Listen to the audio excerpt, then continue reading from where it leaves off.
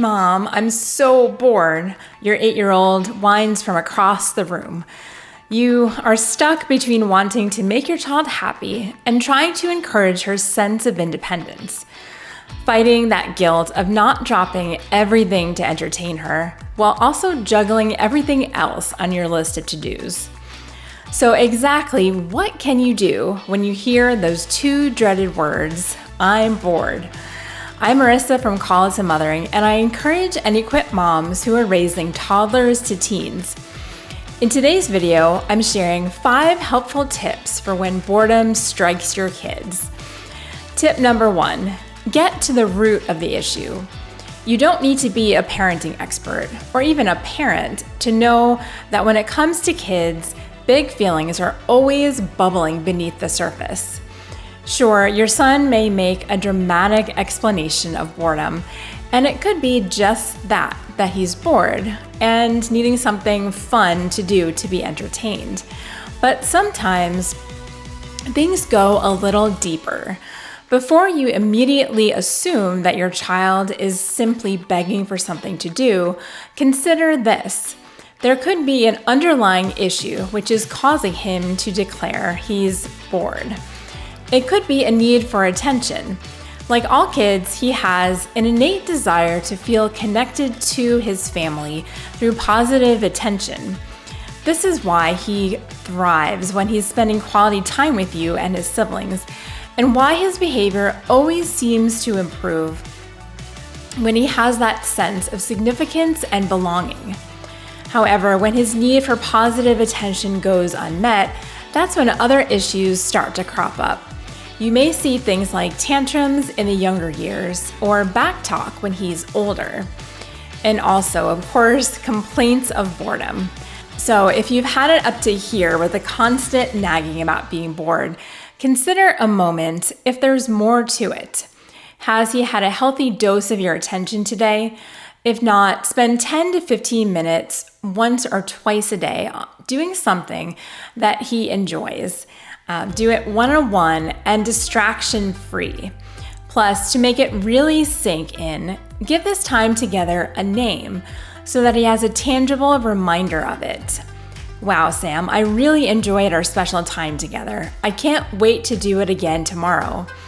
You won't believe the difference this small shift can make. Boredom could also be a sign that your child is ready to become more self-sufficient. As parents, we are often met with a bittersweet mixture of sadness from the passing of each phase that our children go through and excitement over what's to come. It's so nice when they can get themselves dressed in the morning, but oh, what we wouldn't do to go back to that stage when they were cute little babies and hug them and squeeze them and kiss them. But the thing is, at one point or another, kids grow up and become more self-sufficient.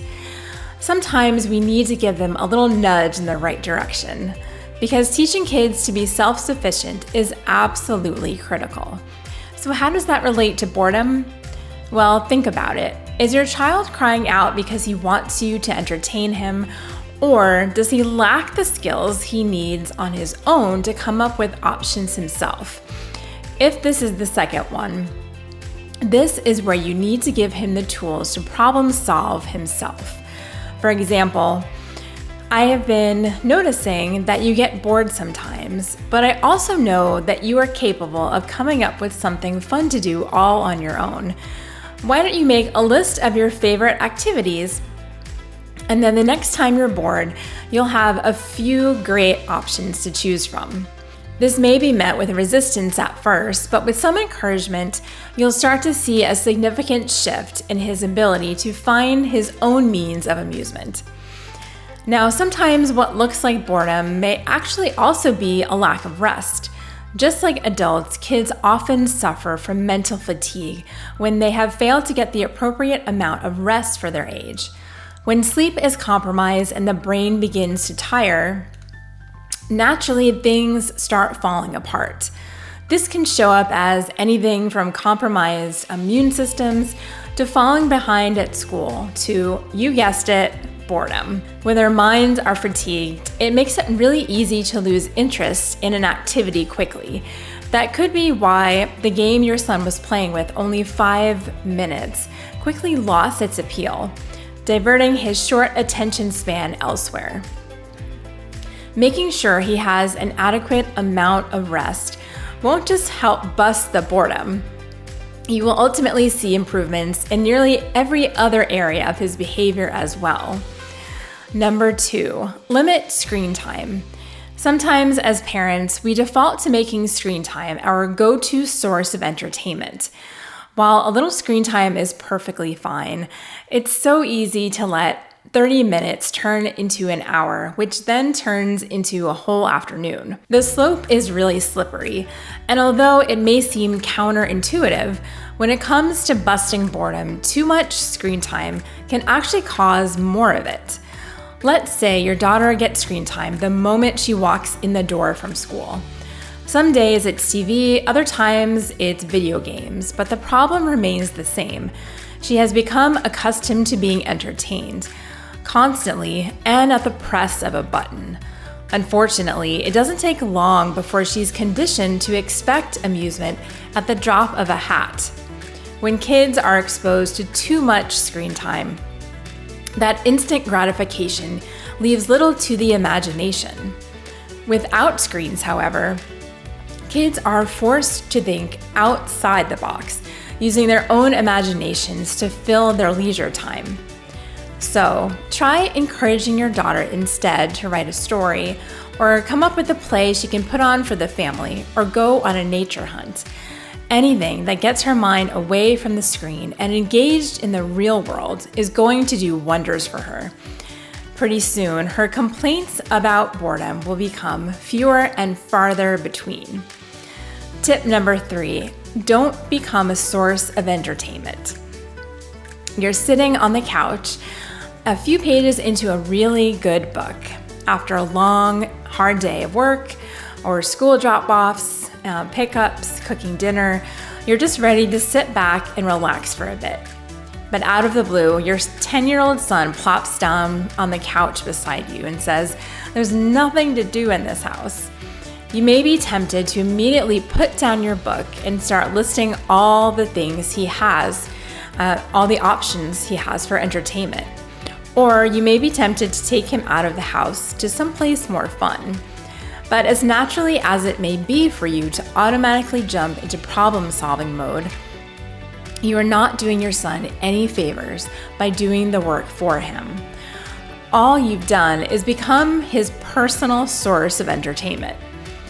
You may be thinking, but I feel so guilty if I don't do something to keep him occupied. And I get it, I really do. I used to feel that way when my kids were younger. As a parent, it can feel as though we are hardwired to feel guilty about every single one of our children's concerns. We want them to be happy after all. But trust me when I say, now is the time to ditch that guilt. You are not a source of entertainment for your child. You are his parent. And when you give up on that tireless task of trying to keep him entertained every moment of every day, you are going to discover a great secret. One of the best things we can do for our children is to let them be bored. Which leads me to my next tip: let your kids be bored. The reason boredom is a good thing is because boredom gives the mind a break. It idles the mind. It doesn't make your kids idle, but it gives them the opportunity to slow down and quiet the world around them. It also gives them the chance to come up with things to do on their own without any help. Your 8-year-old daughter may complain of boredom anytime she's left to her own devices. But here's the thing: she's creative and capable enough to come up with her own ways to fill her downtime. So next time, instead of automatically jumping in and providing a quick source of entertainment, try saying, "Sweetheart, I understand that you're bored right now, and no one really likes that feeling, but I have confidence that you are creative and capable enough to come up with some fun things to do on your own." By allowing her the freedom to personally fill that unstructured time throughout her day, you are giving her a huge dose of power and responsibility. And a bonus, she'll also get a lesson in time management on the side. My final tip is establish your family's go-to boredom busters. Now, I understand sometimes we are simply exhausted, and coming up with a fun, unique, spur-of-the-moment entertainment idea is just not going to happen. If that's the case, I suggest that you come together as a family, perhaps during a family meeting, and put together a list of your go-to boredom busters. You can put these ideas in a boredom jar or write them down on the family chalkboard, whatever you want. Just make sure that your kids can easily refer back to them when needed. That way, when the moment strikes and they can't come up with anything to ease their boredom, you'll know where to direct them.